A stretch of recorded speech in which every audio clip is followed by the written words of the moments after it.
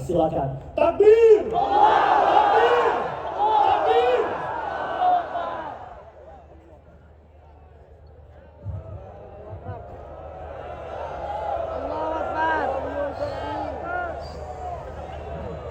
Bismillahirrahmanirrahim. Assalamualaikum warahmatullahi wabarakatuh.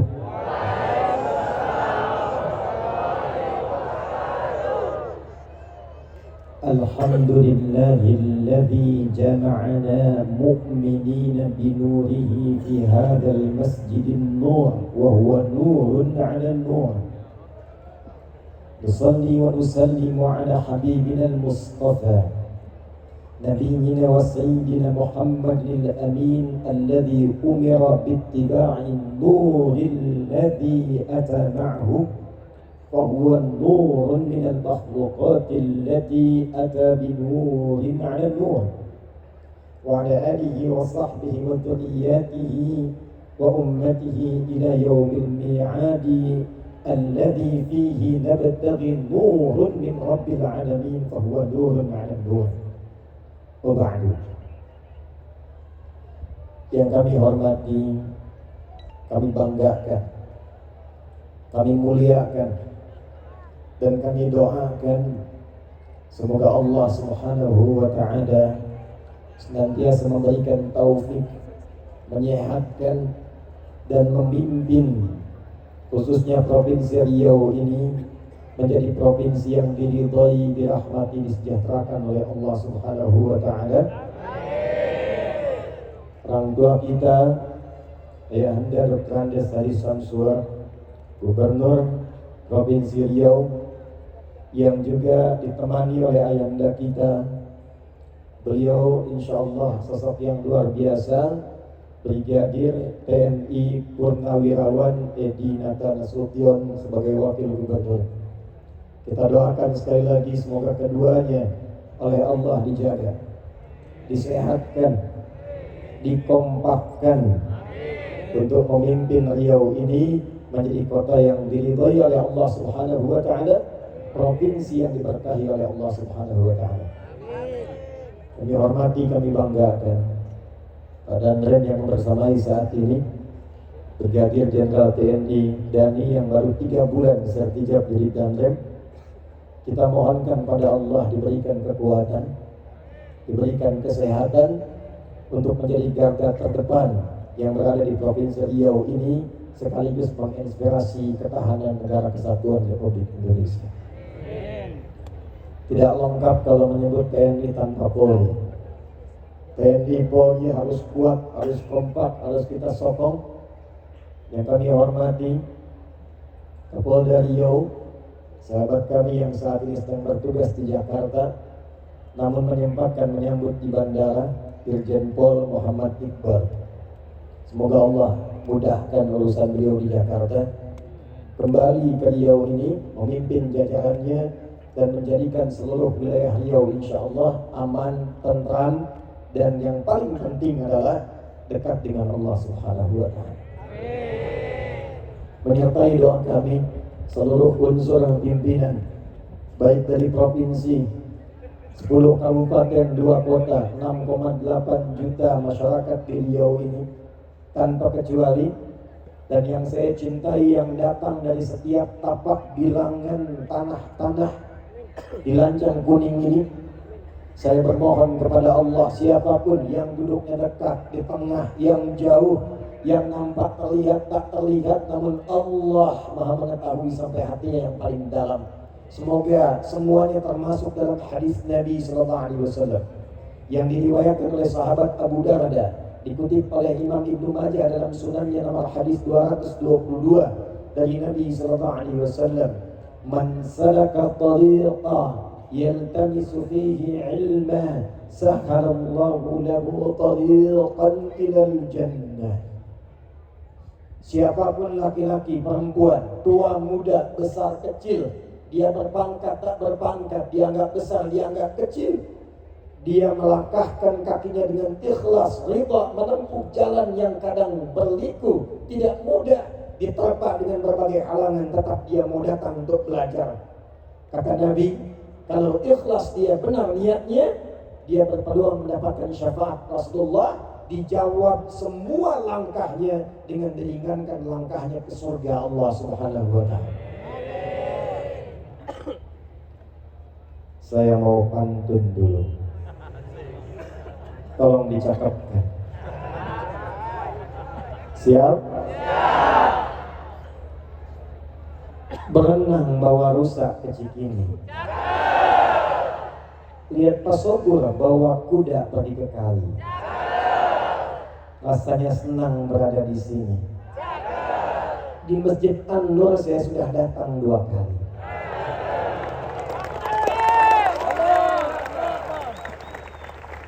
(1440 Hijrah), 5 tahun yang lalu. Bukan pantun, gak usah kata. Ulang. 1440 Hijrah, 5 tahun yang lalu, tepat saya pertama kali berada di masjid yang megah ini. Masjidnya luar biasa, semangat jamaahnya luar biasa. Tapi setelah 5 tahun berganti, ada yang bertambah istimewa dengan kehadiran 6 payung yang luar biasa.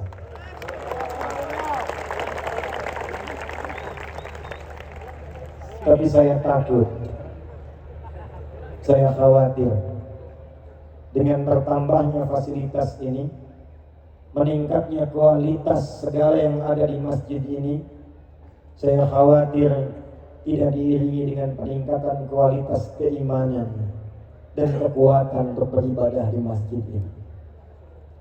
Karena itulah malam hari ini, kalau kita menatap payung-payungnya indah yang menangkal air-air hujan jatuh kepada kita, di akhir nanti insya Allah saya ijazahkan, kalau ada hujan di malam Jumat sekalipun rintik, itu ada ijazah bacaan untuk bisa menangkap airnya, mendapatkan keberkahannya.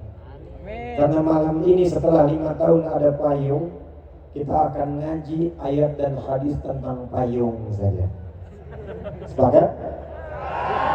Sehingga payung yang menaungi kita di dunia saat ini di Masjid An-Nur ini, saya harapkan di akhirat kita juga punya payung yang menaungi di suasana hisab, yang mengantarkan pada ketenangan menunggu rahmat Allah diturunkan kepada kita semua.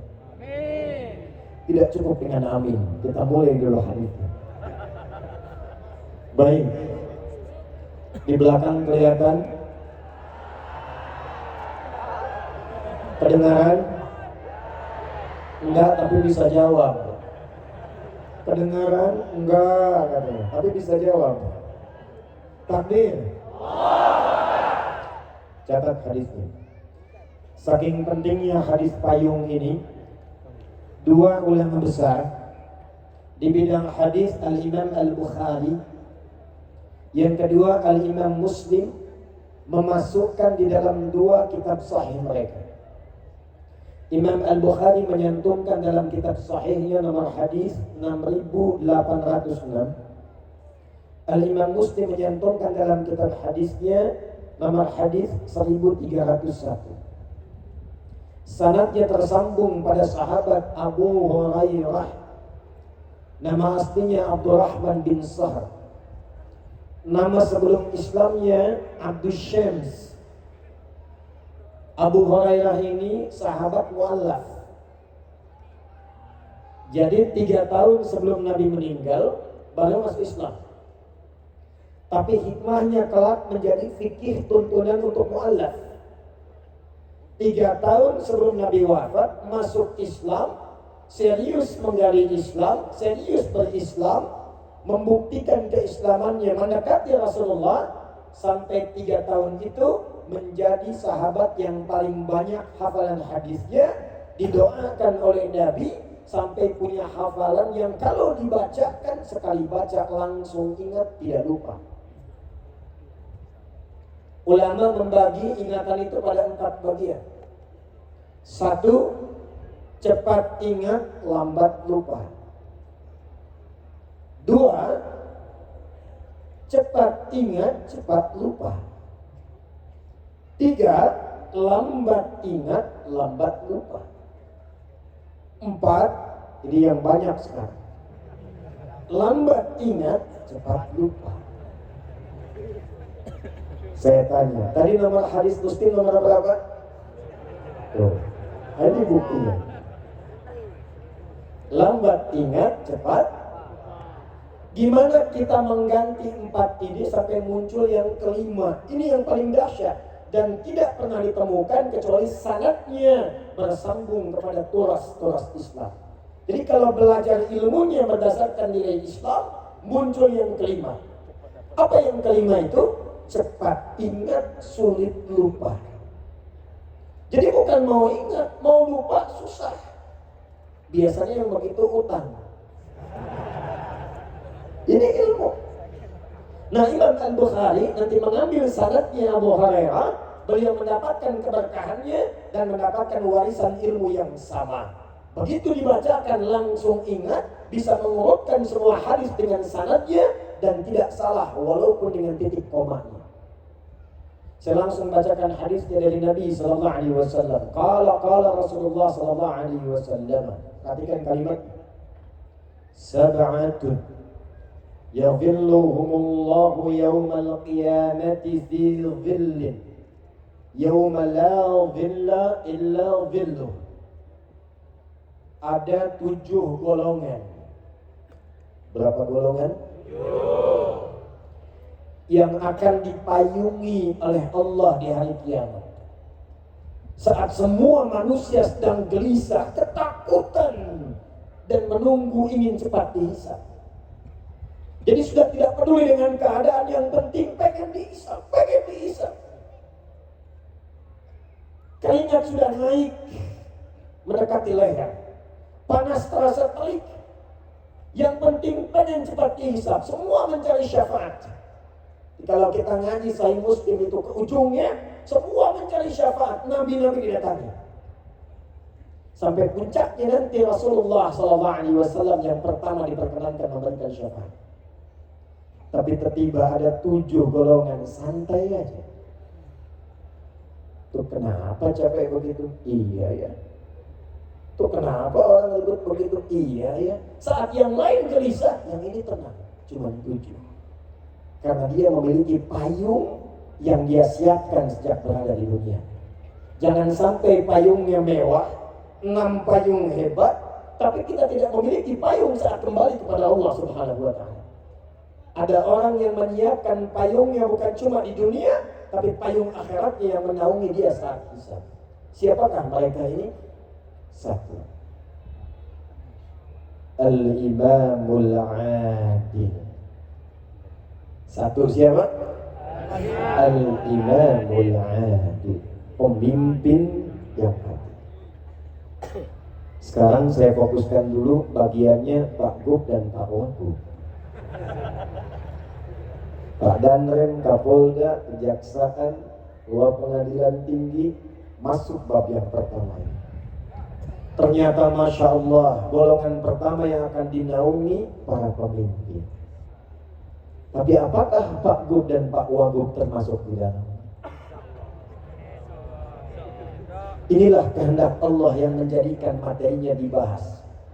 Barangkali karena inilah kemudian Allah inginkan gubernur, wakil gubernur, seluruh unsur pimpinan dari Riau ini akan menginspirasi sejak malam hari ini, bukan sekadar memimpin Provinsi Riau, tapi menyiapkan payung besar di akhirat sehingga mendapatkan payung di sisi Rasulullah SAW. Kapan itu terjadi? Ketika menjadi imamun adil. Pak Gub mohon izin, Pak Wagub. Di dalam Islam, pemimpin itu istilahnya cuma 1. Kalau bahasa Arab standar, pemimpin sekarang disebut dengan Rais. Presiden, Rais Daulah. Gubernur, Rais Muhafadzah, kadang disebut Hakim. Bupati, Rais Baladiyah, Rais. Tapi dalam istilah Islam, mau ditarik ke Quran, mau dibawa ke hadis, itu diganti istilahnya bukan dengan rais, tapi pokok dasarnya menggunakan kata iman. Apa Apa itu imam? Imam dalam bahasa Arab itu bukan sekedar pemimpin, tapi pemimpin yang mampu mendekatkan yang dipimpinnya dan mengenalkan mereka dengan Allah Subhanahu wa Ta'ala.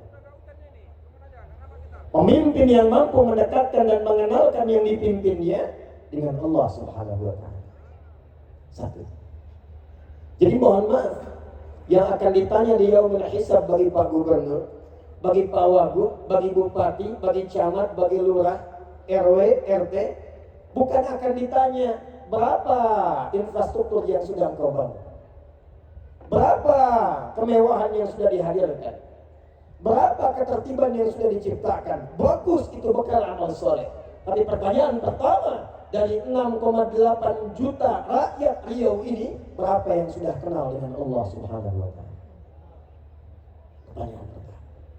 Jika pemimpinnya muslim, jika pemimpinnya muslim, dan ternyata dengan status imam itu ketika dekat dengan Allah, maka disifati oleh Rasulullah SAW yang kedua, adil, imamun adil, bukan sekedar imam.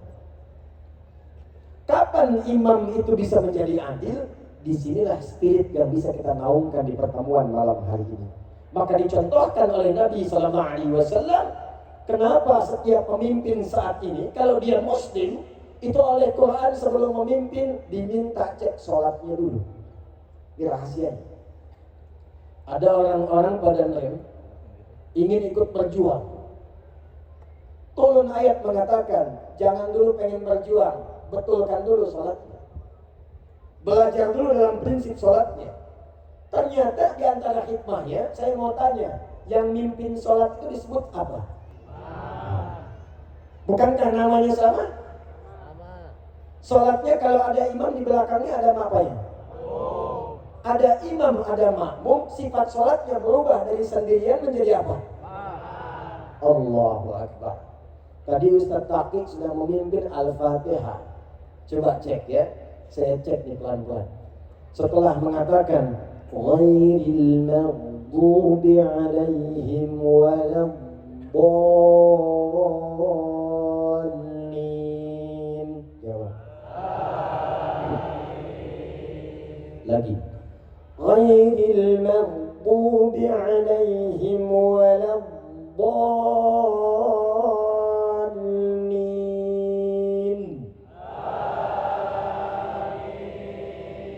Itulah hebatnya hubungan imam dan makmum. Kompak. Imam suaranya pelan, makmum pelan. Nggak ada imam baca begini, ghairil maghdubi alaihim waladdallin. Amin.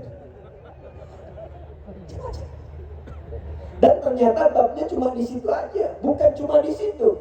Dimulai dari sejak akan sholat, calon pemimpin yang hebat kalau benar sholatnya, dibawa kemudian praktek sholat, dibawa hikmahnya, maka hikmah dalam kepemimpinan sholat itu ketika dibawa memimpin masyarakat, itulah yang akan menjadikan masyarakat yang makmur, maju, kompak, pemimpinnya adil, kebijakannya bagus, rakyatnya sejahtera dan makmur. Apa diantaranya? Yuk kita bahas satu-satu. Mari kita lihat. Satu, Bapak Ibu masih ingat yang ikhwan, kalau Nabi mengajarkan sebelum imam maju itu, maaf, langsung takbir atau nengok ke belakang? Nengok.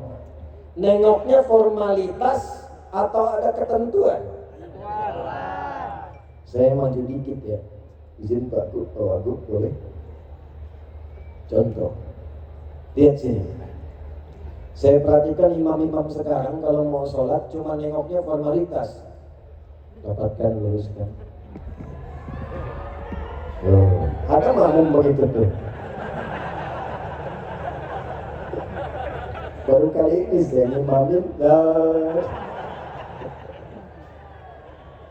Baik, lihat sini. Itu dipraktekkan Nabi. Kan ini prinsip imam ini. Dibawa ke tentara nyambung, ke polisi nyambung, ke semua level nyambung. Nabi itu kalau melihat ke belakang begini, itu bukan sekedar mengatakan istau, istaqimu, tidak. Dan itu kalimat boleh menggunakan bahasa lokal, tidak harus pakai bahasa Arab. Adzan bahasa Arab, baca Quran bahasa Arab.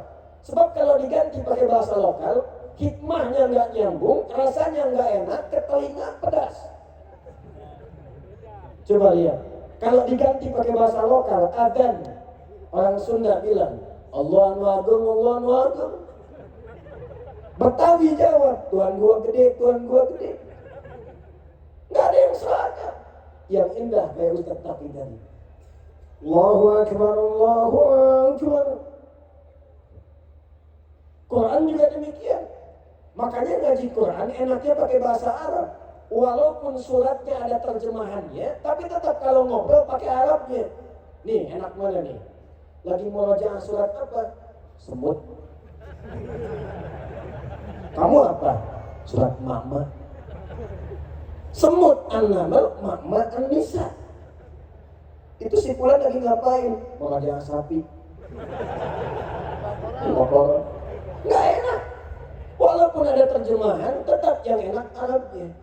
Nanti saya kasih bocoran ketika masuk Al-Fatihah. Tenang, belum takbir. Kita sampai jam berapa ini? Iya, senang aja. Pesawat saya 5:30 besok. Tenang, masih panjang.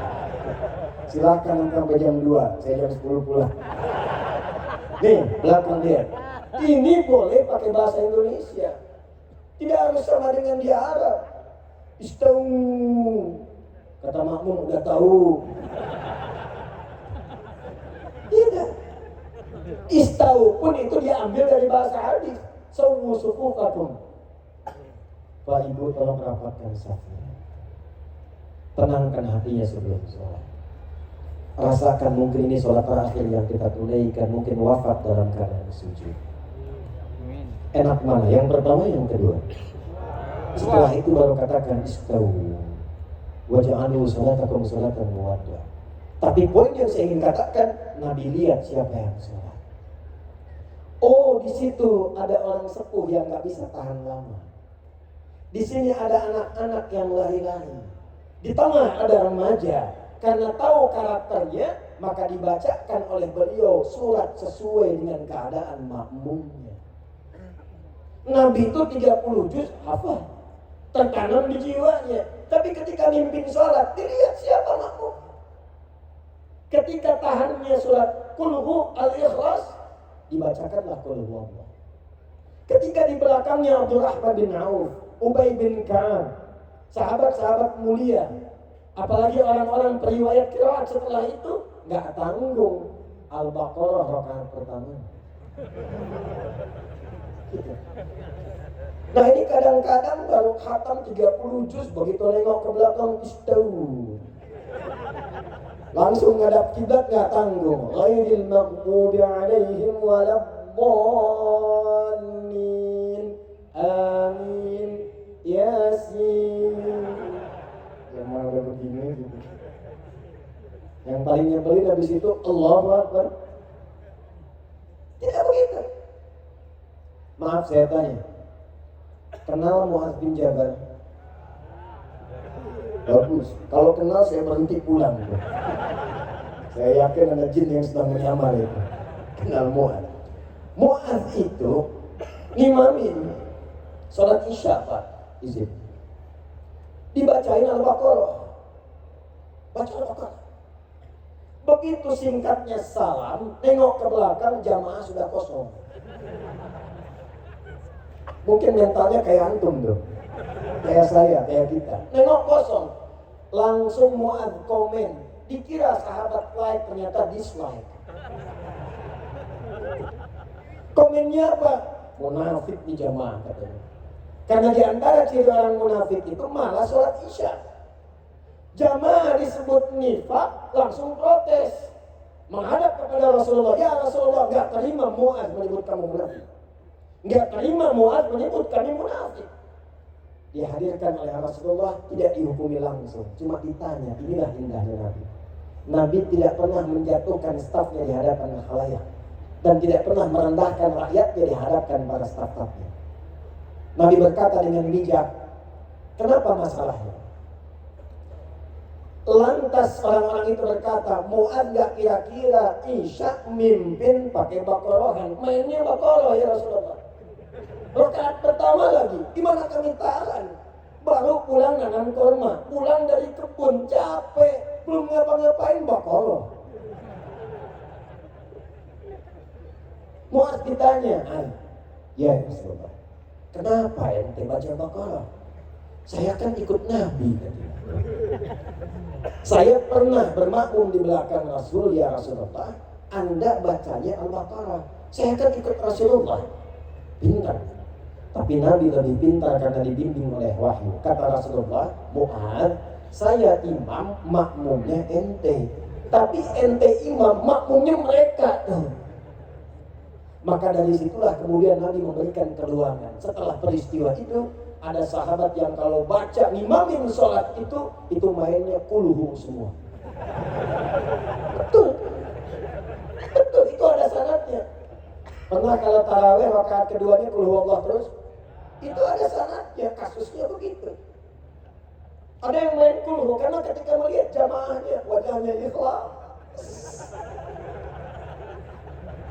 Diadukan oleh sahabat, ya Rasulullah, ini orang bacanya kuluhu terus. Ditanya oleh Nabi, kenapa engkau baca itu? Karena saya mencintai Allah dan sifat-sifatnya ya Rasulullah. Maka turun jawaban dari langit, sampaikan salam Allah kepadanya. Karena dia mencintai Allah, Allah pun mencintainya.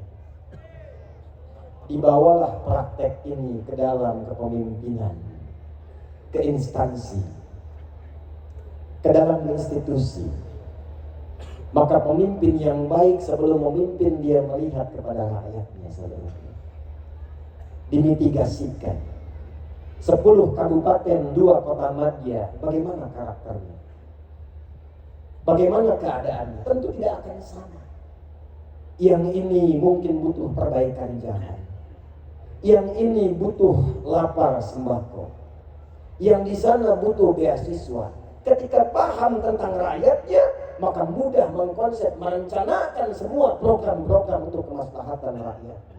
Itulah sebabnya kenapa Umar, tepuk tangan dulu.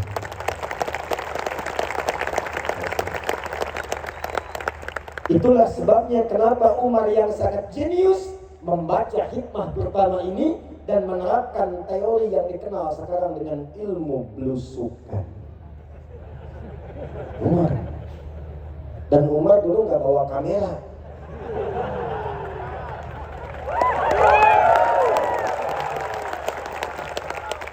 Bukan, karena saat itu belum ada. Kalau sekarang boleh buat dokumentasi, boleh. Bukan buat pencitraan. Caranya begini. Umar. Umar. Ya. Jangan lihat sini, Umar. Jalan malam-malam. Begitu lewat satu tempat di Gubuk, seorang ibu sedang mengadu membuat syiar. Ternyata ibu itu sedang fakir, punya beberapa anak, nangis lapar. Dapurnya tidak mengebul, yang ada cuma batu. Maka pula-pula masak batu dengan pasir digoreng-goreng. Dia membuat syair dan berkata, kalau bahasa kitanya, duhai Khalifah Amirul Mukminin, senang-senang kau di istana, rakyatmu sekarang lapar seperti ini tak bisa makan, engkau yang akan dihisab di hari kiamat. Umar lewat, tidak diketahui, tidak memperkenalkan diri, dengar kemudian pengaduan itu, langsung berangkat ke gudang persediaan, gudang sembako. Dimasukkan ke dalam karung, dipikul gandum itu dengan pundaknya. Ajudan datang mengatakan, ya Amirul Mukminin, saya yang bawa. Kata Umar, bukan, saya yang dihisab, bukan engkau. Dibawa ke hadapan ibu itu, kemudian dimasakin di depannya tanpa mengatakan saya Umar.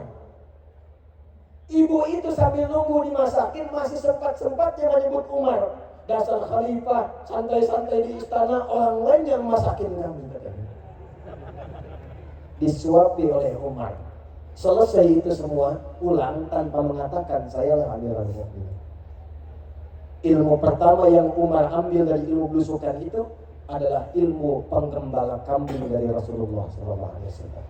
Itulah hikmahnya. Kenapa semua nabi yang pernah bertugas di muka bumi ini Dari Nabi Muhammad SAW sampai Nabi Adam alaihissalam, Muhammad SAW bin Abdullah, bin Abdul Muttalib, bin Hashim, bin Abdul Manaf, bin Qusay, bin Mur'ah, bin Kilab, bin Ka'ab, bin Ghalib, bin Fikir, bin Malik, bin Nadar, bin Kinana, bin Khuzaimah, bin Mudrika, bin Ilyas, bin Nizar, bin Ma' bin Adnan, bin Abdi, bin Adli, bin Muqawwam, bin Nahur, bin Tarikh, bin Ya'rub, bin Yasjub, bin Nabi, bin Ismail alaihissalam, bin Ibrahim alaihissalam, bin Azar atau bin Nahur, bin Amir, bin Kina, bin Al-Fakhsha, bin Sam, bin Nuh alaihissalam, bin Mihrail, bin Matusyara, bin Kina, bin Anwas, bin Tif, bin Adam alaihissalam.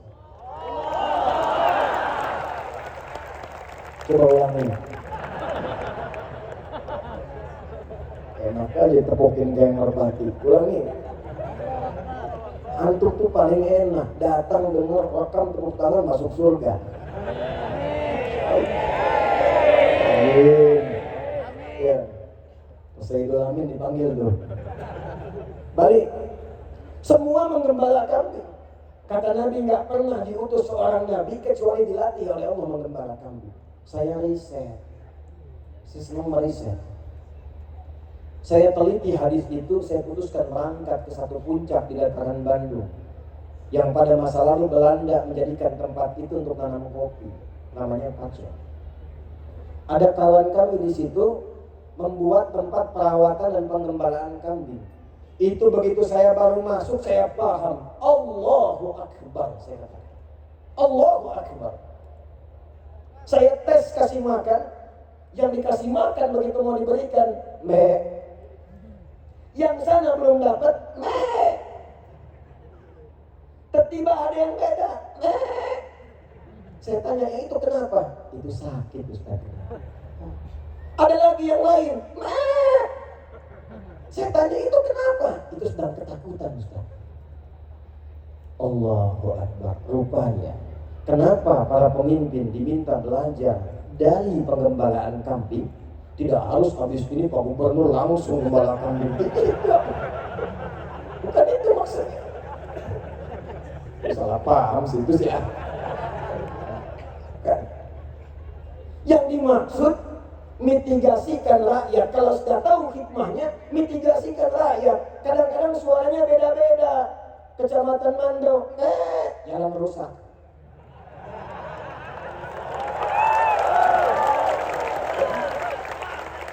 Tapi akan hilir, sembako nggak nyampe. Ya. Pojok sana, duri, bantuan belum cair.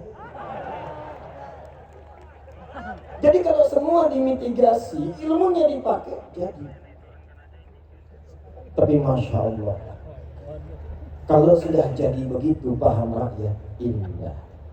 Tinggal berbalik, rakyat ikut. Dan untuk mendapatkan pemimpin yang seperti itu, jangan cuma berharap, antum bantu. Jangan banyak nuntut.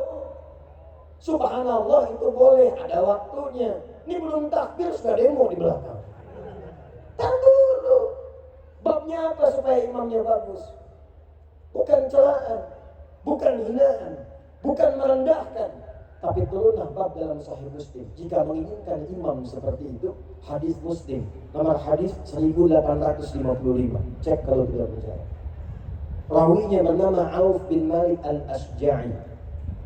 Dari Nabi SAW mengatakan, perhatikan kalimatnya, khiyaru a'immatikum alladzina tuhibbunahum wa yuhibbunakum wa tusalluna alaihim wa yusalluna alaikum.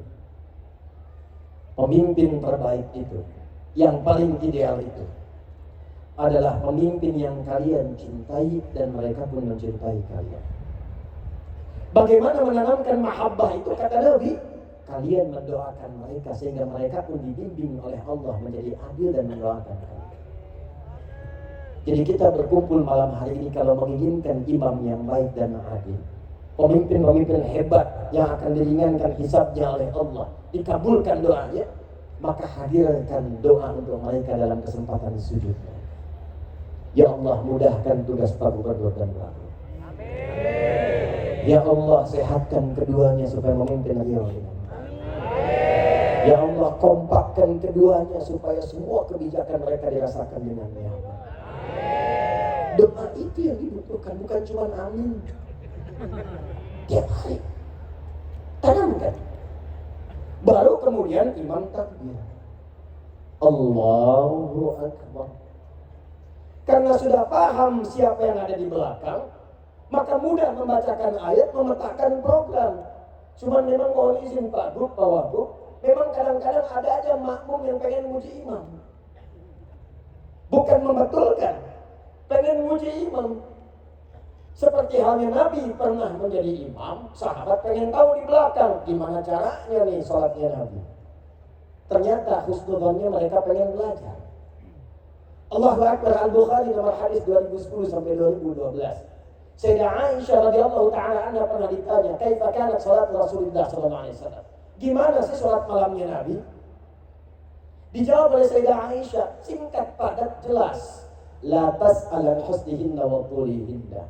Tolong jangan ditanya bagaimana panjang dan bagusnya, susah ditiru. Penasaran, ngikut di belakang. Mu'adz bin Jabal, Ubay bin Ka'ab, Abdurrahman bin Auf, Abdullah bin Mas'ud belakang.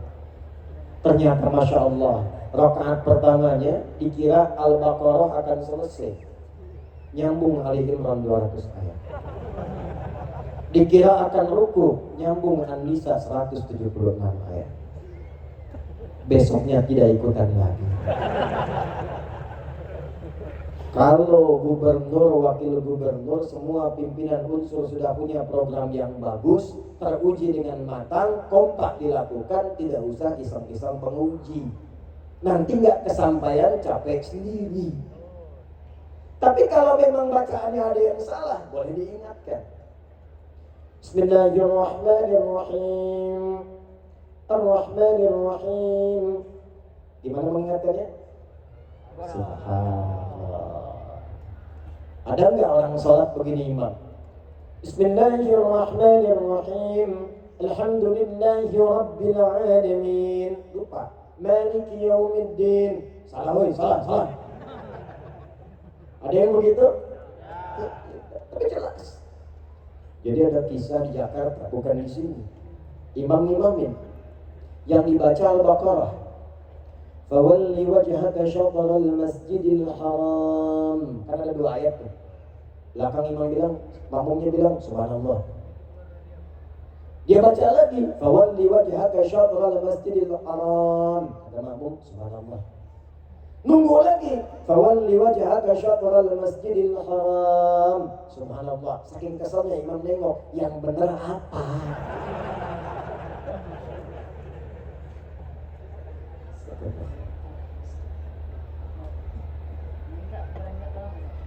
Tunggu sebentar ya.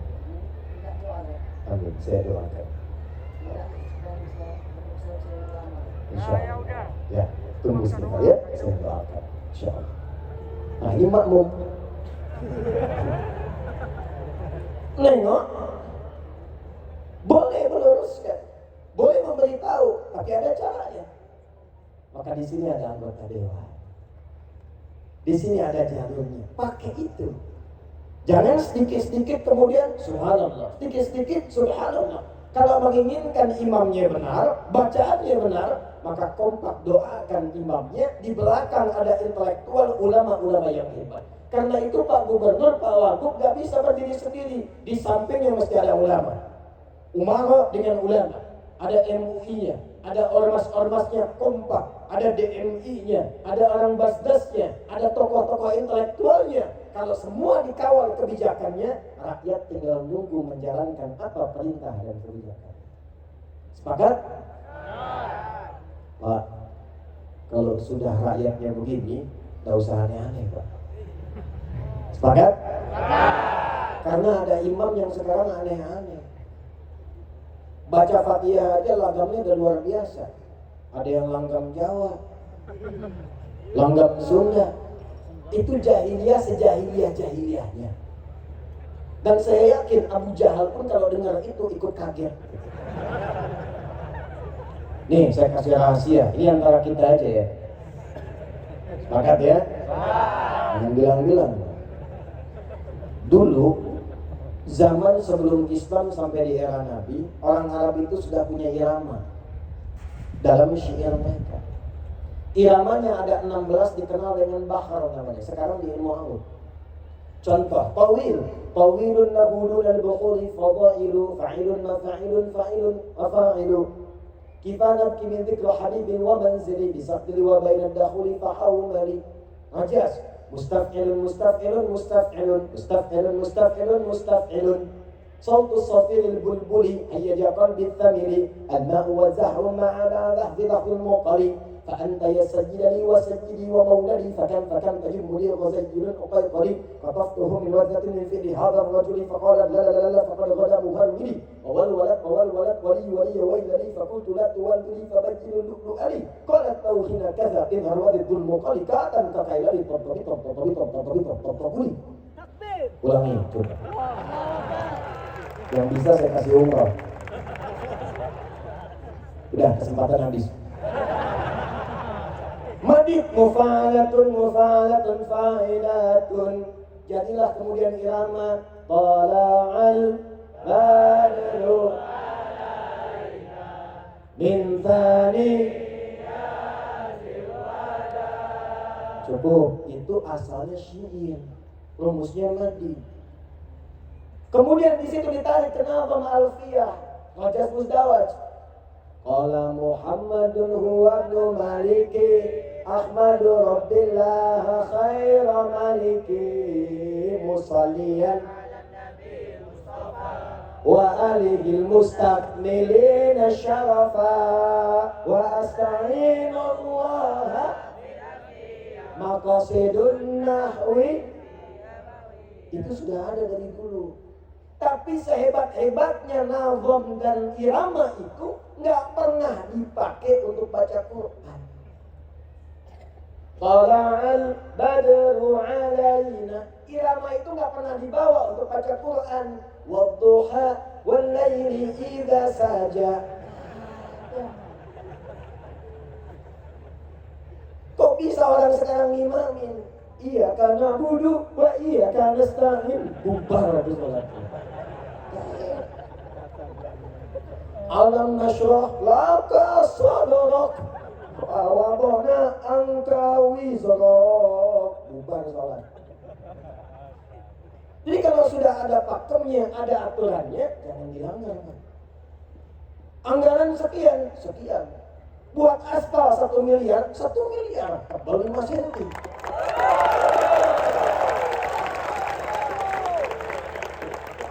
Jangan sampai sapi makan rumput, manusia makan aspal. Mohon maaf Pak. Mohon maaf.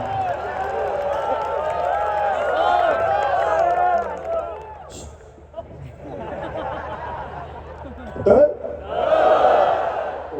Nah makanya antum bantu. Ada ulama di sampingnya, ada intelektual, ada antum. Kalau kira-kira nggak pas, jangan langsung ini nggak benar, ini nggak betul, bikin konten. Salah. Dikasih tahu, sampaikan dengan lembut. Maaf saya tanya, situ tuh, kenal Firaun ya? Ayo bilang kenal ya. Saya kasih tahu, Bu, tadi pagi di Bangkalis ada anak kecil kenal Firaun. Hampir saya pulang di Pak. Kenal Firaun, kenal katanya. Aduh saya mau pulang. Anak kecil. Firaun itu jahat tidak? Jawab yang kencang, jahat tidak? Jahat. Baik. Kejam tidak? Kejam. Saya kasih tahu. Al-Baqarah 49. Hobinya bunuh orang. Wa idh najaynakum min ali fir'auna yasumunakum su'al 'adzab yudzabbihuna abna'akum. Zabaha itu menggorok, jatuhkan gorok. Kalau dijatuhkan digorok berkali-kali, zabbaha yudzabbihu. Itu kerjaan Fir'aun, yudzabih. 2. Ngaku Tuhan, ana rabbukumul a'la. Itu melanggar fitrah. Karena orang sekarang pun paling banter gak nyampe derajat Tuhan. Nabi pernah. Di Pekanbaru ada ngaku Nabi. Jawa Barat kemarin ada yang baru tuh. Di Subang Nabi baru. Standarnya cuma Nabi. Makanya dari dulu Nabi bilang, la nabiyya ba'di Kalau ada yang ngaku nabi setelah saya, cukup katakan lah, selesai. Sekarang ini zamannya aneh. Zaman cepat kaget, gampang kagum. Ada mall baru, kaget, numpang foto aja, belanja enggak. Ada ngaku nabi, sudah tahu salah, tapi ada aja pengikutnya. AM pelatih bulu tangkis, ngaku nabi, tangkap sama polisi kita, diinterogasi. Kenapa ngaku nabi? Izin Pak, saya ke Bogor dapat wahyu. Orang ke Bogor dapat tales, dia wahyu. Ada level agak tinggi dikit, LE, ya 10 tahun ke belakang, ngaku malaikat. Minta izin Gubernur Jakarta tempo dulu mendaratkan malaikat Jibril di Monas. Tangkap sama polisi, dihukum 2 tahun, alhamdulillah. Ya, polisi kita jangankan teroris, malaikat tangkap. Tapi gitu kita dukung. Fir'aun tidak ngaku Tuhan. Tapi maaf, Fir'aunnya bikin status. Allah tidak pernah merendahkan namanya. Disebut bukan dengan namanya. Kenapa dalam Quran kalau tokoh-tokoh yang menyimpang itu jarang sekali, bahkan hampir tidak pernah disebut namanya. Disebutkan inisialnya atau disebutkan jabatannya. Satu, supaya tidak ada yang merendahkan jati diri dari orang. Kedua, mungkin ada orang dengan nama yang sama, perbuatannya berbeda. Mustafsirnya, jika ada disebutkan dalam Quran bukan nama aslinya, tapi jabatannya atau inisialnya, ini menunjukkan perbuatan itu bisa terjadi lagi di kemudian hari. Quran surah ke-20 ayat 43 sampai 44. Idhaba ila fir'auna innahu tagha. Musa dan Harun, 2 nabi sekaligus. Pergilah kepada Fir'aun. Kenapa disebut Fir'aun? Dari Faraoh, pemimpin Mesir pada saat itu. Innahu tagha. Dia sudah mulai menyimpang dari kewenangannya. Izin kami mengingatkan yang dititipkan wewenang oleh Allah sebagai amanah. Ketika dititipkan kepemimpinan itu ada potensi-potensi yang mendatangkan provokasi setan untuk menyimpang dari kewenangan. Saat itulah datang orang-orang baik menyampaikan. Tapi perhatikan kalimatnya, perhatikan. Nabi Musa nabi, Nabi Harun nabi, dihadapkan pada Fir'aun. Perintah Allahnya, faqula lahu qawlan layyinan. Katakan dengan lemah lembut. La'allahu yatadakkaru aw yakhsha. Kalau nyampaikannya sopan, lembut, argumentasinya kuat, solutif, mungkin bisa membuat dia ingat dan sadar kembali kepada kebijakan yang benar. Saya tanya pada antum, gubernur kita, Pak Wagub kita, orang tua kita Fir'aun bukan? Antum nabi bukan? Saya tanya, antum dengan Nabi Musa soleh siapa? Dengan Nabi Harun soleh siapa? Di depan kita semua ini Fir'aun bukan? Antum tidak sesoleh Musa, tidak sehebat Harun. Yang di hadapan antum bukan Fir'aun. Kenapa antum orang caci maki? Doakan dengan lembut.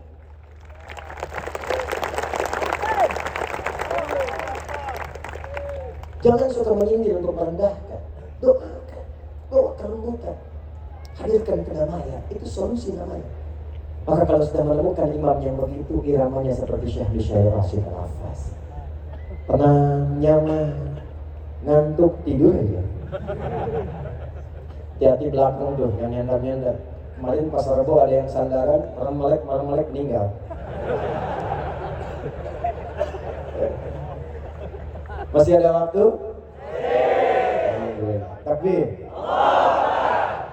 sekarang babnya makmum. Babnya apa? Perhatikan baik-baik. Imam nengok ke belakang. Kata imam, rapatkan, luruskan. Rapat nggak? Bagaimana nyusun safu? Ternyata kenapa disebut dengan jamaah? Dari kata al-jam'u, sifatnya disebut dengan jum'ah, keadaannya jamaah. Saya tanya, kalau di An-Nur salatnya jamaah tidak? Ya. Setiap pekan ada jum'ah tidak? Pertanyaan besar saya, apa itu jamaah, apa itu jum'ah? Disebut dengan jamaah dari kata jam'u, maknanya 3. 1, kumpul datang. Yang kedua, perhatikan, kenali siapa yang datang. Jadi bukan cuma datang, duduk, sholat, kalau Jumat datang duduk dengar khatib khutbah kadang ngantuk, bahkan ada yang tidur, sholat 2 rakaat lantas pulang. Itu bukan jamaah, bukan Jumat namanya. Datang, setelah itu kenali siapa yang datang, tengok kanan siapa, kiri siapa, belakang siapa, depan siapa. Yang ketiga, saling mengisi dengan siapa yang datang. Itu sifatnya. Karena itulah hidupnya jamaah di masa Nabi, itu masjid jadi solusi. Demi Allah saya katakan, tidak ada orang datang ke masjid kecuali kenal siapa yang ada di masjid. Dan semua memberikan solusi. Datang yang haus, pulang-pulang hilang dahaga. Datang yang lapar, pulang-pulang kenyang. Kalau kita praktekkan sekarang, tidak harus menggantungkan pada yang memimpin. Maaf, dokter datang kemudian jamaah. Sampingnya ada pasien. Nggak punya biaya ke rumah sakit karena kenal itu dokter, konsultasi, tanya, diberikan resep obat, bahkan direkomendasikan dapat gratis. Datang lagi yang lain belum dapat pekerjaan, pengusaha sholat di sampingnya karena kenal, datang konsultasi, dapat lapangan pekerjaan. Itulah yang menjadikan Nabi mempersaudarakan semua jamaahnya. Akha bainal muhajirin wal ansar, bainal aus wal khazraj, bainal muslimin hatta ghairil muslimin. Yang dilakukan oleh Nabi izin Pak. Pertama beliau mendarat di Yathrib itu. Datang, dipersaudarakan semua wilayah. Ini coba yang datang begini banyak, kenapa? Kalau kemudian ini dihimpun ada datanya, dibikin aplikasi 10 kabupaten, 2 kota madya, dimasukkan ke aplikasi database serial ustadz-ustadznya siapa, kepakaran di bidang apa, nanti ditempatkan ngajinya di mana, UMKM-nya dimasukkan ke aplikasi, yang jualan beras siapa, yang jualan baju siapa, yang jual sayur siapa. Begitu membutuhkan tinggal klik data, yang ojeknya kemudian dibina di situ, diberikan bimbingan dari Basnas, yang bayar kita, muter semua di luar, di Riau, ekonomi berjalan, padat, kalau nggak ada baru keluar hidup.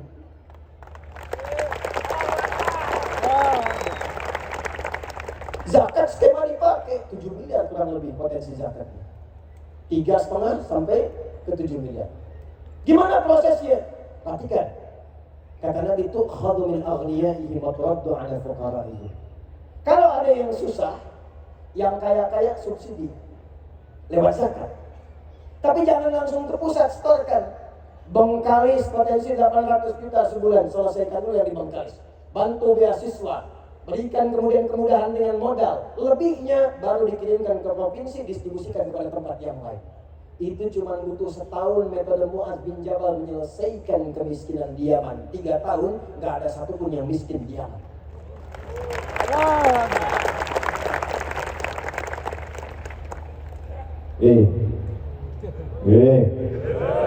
Masa 7 juta nggak ada yang bisa aplikasi di sini. Sekolahin jadi programmer, pulang bikin aplikasi Ansor Muhajirin Amin, persaudaraan masyarakat rumpun Melawi Riau. Masukkan aplikasi. Begitu ada yang butuh panci, upload perlu panci, tempat ketinggalan, yang lain melihat. Masa iya dari 7 juta nggak mau yang bisa kirim panci? Nggak harus pakai APBD. Terakhir, apakah semua di sini muslim semua? Apakah Riau muslim semua? Tidak, ada non muslim. Apakah di Madinah semua muslim? Di zaman Nabi ada Yahudi? Ada non muslim? Inilah indahnya Islam. Pemimpin sekalipun ada yang non muslim disamakan hak-hak administratifnya. Jangan dibedakan urusan pelayanannya. Nabi samakan semuanya sama dan rata. Tapi ulama yang memberikan pencerahan kepada masyarakatnya supaya bertenggang rasa toleransi dan hidup bersama dalam kebaikan. Anda silakan cek dan bandingkan dengan kitab manapun yang disucikan. Tidak ada seindah Al-Quran dan hadis Nabi Muhammad SAW. Pernah dengar hadis ini? Siapa yang masak makanan, baunya sampai ke tetangga, maka bagilah tetangga itu walaupun hanya paling kencang ibu-ibu sebelah sana. Nampaknya ibu masak opor ayam, ayamnya ibu makan, kuahnya kasih tetangga. Tetangga tanya, kok unik, kenapa cuma kuahnya? Maaf, hadis Nabi. Hadis jadi tersangka. Dimaksud Nabi boleh jadi ke depan tuh ada bumbu-bumbu. Masak cuma kuah, bumbunya rendang, isinya tempe. Supaya tak salah paham kirimkan. Tapi prakteknya, saya mau tanya, apakah Nabi pernah mengatakan kalau tetangga Anda orang Islam saja? Tidak. Hati-hati yang punya rumah makan. Anda tetangga sampingnya Kristen, ada Muslim, ada Hindu, ada Buddha, masak, bau nyampe, bagi datang. Jangan gak dibagi. Yang Muslim dikasih, yang Kristen tidak. Yang Kristen tanya, Pak kayaknya enak ya opornya. Emang enak, cuma ente kafir. Gak boleh. Dan itu dosa, dosa itu dosa. Bayangkan hubungan Muslim dengan non Muslim, yang Muslimnya bisa dosa. Masak, siapkan nampan, ketok rumahnya. Pagi Pak, pagi. Ini ada sedikit Pak. Oh banyak begini. Ini buat Bapak semuanya. Oh baik sekali. Bukan baik, Allah yang memerintahkan saya berbagi. Kalimat Allah yang diperkenalkan. Tahulah lafaz Allah. Besoknya dia kembalikan panci, udah bisa assalamualaikum. Gak percaya silakan. Assalamualaikum. Gak bisa, seumur-umur belum bisa tuh. Begitu dibuka, dia kembalikan. Terima kasih Pak. Plus pertanyaan, kira-kira hari ini Allah ngasih perintah berbagi lagi? Jadi insya Allah kalau sudah demikian, kompak, baik, saling mendoakan, rakyat yang mensupport, pemimpinnya dibimbing, doanya nyampe ke arsy, insya Allah berubahlah Riau ini menjadi suasana gemerlap kota yang memancarkan cahaya-cahaya kebaikan, yang bahasa Arabnya disebut dengan Al-Madinah Al-Munawwarah. Ini yang baru mirip payungnya aja, yang baru mirip. Saya menginginkan insya Allah setelah ini yang mirip karakternya, yang mirip orangnya. Saya sebelum tutup izin ingin menyampaikan Pak Gub, Pak Wagub, dan semua, saya mencintai Anda semua karena Allah. Amin. Insya Allah mulai hari ini saya sertakan nama Anda dalam sujud-sujud saya juga. Amin. Tapi saya menginginkan ketika datang ke sini lagi, insya Allah kita semua menjadi lebih soleh di hadapan Allah. Amin. Saya takut dan saya mohon maaf 5 tahun kesini saya khawatir tidak berusaha merubah apa-apa yang lebih baik. Kalau Anda tidak mendapatkan apapun dari saya malam hari ini, besok-besok cari ustadz lain yang membuat Anda dekat dengan Allah, bertambah pada Allah. Pak Gub, saya berikan PR. Gimana caranya, pokoknya harus berhasil. Sepakat? Tanggal berapa sekarang? Katanya Hijriyah. Tanggal berapa? Tanggal berapa? Hah? Tanggal 3 tidak. Masehinya berapa? 20. Berarti Pak Gub punya waktu 11 hari. Mohon dicarikan 5 laki-laki, 5 perempuan lulusan SMA dan sederajat yang akan saya sekolahkan ke luar negeri sampai S3.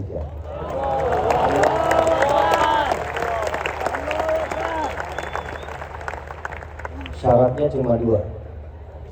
Gampang. 1, hafal Quran 30 juz.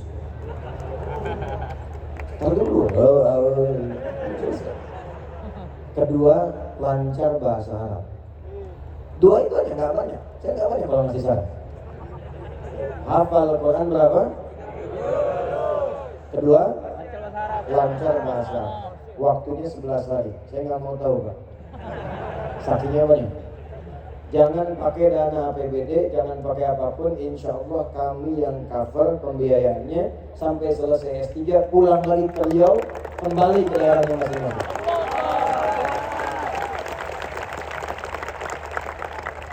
Bonus. Saya nggak mau tahu bagaimana caranya. Pak Wagub, minta 1 aja Pak, yang hafal Quran tapi laki-laki, suaranya bagus, hafalannya bersanad. Bapak boleh rekomendasikan 5, saya uji 1. Kalau lulus, saya kirim ke Amerika untuk jadi imam di sana. 11 hari waktunya Pak. Bapak lewat, pindah kuota ke tempatnya. Siap? Tundukkan hatinya. Tenang dulu. Sebelum kita berdoa, kalau ada hujan malam Jumat, ini ada ilmunya, cuma waktunya nggak sanggup saya bagi. Singkat saja. Kalau ada hujan malam Jumat, rintik kayak tadi atau apapun, itu boleh Anda tadah. Tapi yang langsung jatuh dari langit, nggak nyimpang langsung. Saya cepat aja, kalau tanya sanad nanti lama saya turunkan. Waktunya terbatas. Bacakan Al-Fatihah sekali, Al-Ikhlas 3 kali, Al-Falaq 3 kali, An-Nas 3 kali. Sudah cukup. Tampungannya silakan pakai untuk mandi atau yang lain. Itu nanti ada babnya sendiri, Kalau ngajinya khatam sampai. Ini bukan khurafat. Kalau khurafat ada bab lainnya. Ya, udah. Jelas? Jadi bersyukurlah tadi dikasih hujan. Saya tanya dari pagi, udah hujan belum di Rio? Belum. Ya Allah kasihlah gerimis sedikit biar gak hangat-hangat. Alhamdulillah. Berhenti sekarang ya. Nah, sanad yang kedua ini hadis Muslim. Kalau ada hujan yang cukup deras atau mulai mendung, Anda pengen minta kepada Allah, nggak usah bawa-bawa pawang. Babnya kita udah lengkap. Nih bacakan. Allahumma. Ulangi. Allahumma. Hawalaina. Wala alaina. Bacain itu minimal 3 kali, tambahkan surah Tabat di akhirnya. Itu rumusnya. Itu nggak usah saya terangin, nanti ngaji sampai lengkap saya Muslim baru ketemu. Jelas? Yang saya sampaikan Quran hadis. Ya kalau belum ketemu bukan saya yang salah, Anda belum lengkap ngajinya. Paham? Mari kita berdoa.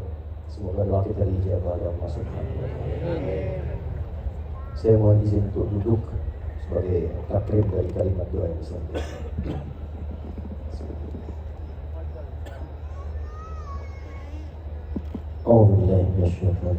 Bismillahirrahmanirrahim.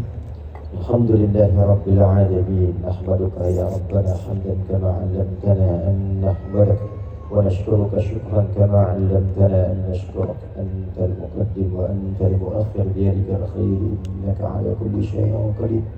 اللهم صل وسلم على حبيبك الكريم رسولك المصطفى الامين سيدنا محمد وعلى اله وصحبه اجمعين. ربنا انا نسالك باسمائك الحسنى وصفاتك العلى ان تغفر لنا يا ارحم الراحمين ذنوبنا وكفر عنا السيئات. يا الغافر الغفار الغفور الرحيم لا تدع لنا في مقامنا هذا وفي كل مقام ذنبا الا غفرته. Ya Allah yang Maha Pengampun tanpa batas. Kami menyadari di tempat ini ada satu di antara sekian hamba-Mu yang mungkin berlumur dalam dosa. Dengan keikhlasan dia datang mohon ya Allah. Jangan biarkan satupun hamba-Mu meninggalkan majlis ini kecuali Engkau ampuni seluruh dosa-dosanya.